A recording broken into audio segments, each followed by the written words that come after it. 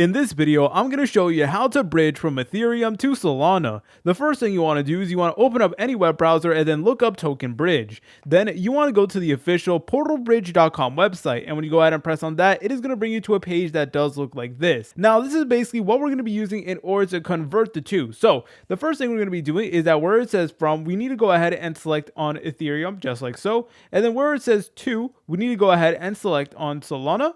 And there you go, we will now have something that looks like this. Now, the next thing you want to do is you want to connect your source wallet. So this is basically the wallet that it is going to take the funds out of. So let's just say you have some Ethereum on like MetaMask or something, then you want to go ahead and press on connect secure wallet and then go ahead and select on MetaMask just like so.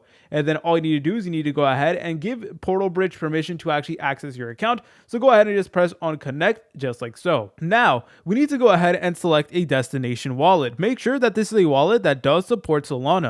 So for this video, I'm going to be using Phantom Wallet. So I'm just going to go ahead and select destination wallet. Then I'm going to go ahead and select on Phantom just like so. And I already did this process before, so that's why it's automatically going to import that wallet in. But if you never used it before, then you will actually need to give it permission.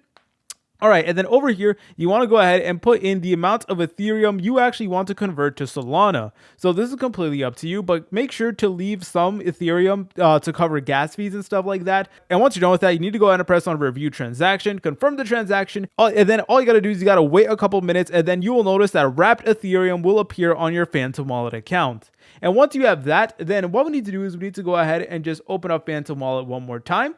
Then we need to go to the bottom menu and select over here to where it says Explore. Then we need to go ahead and press on Site. And then we need to go ahead and open up Jupiter.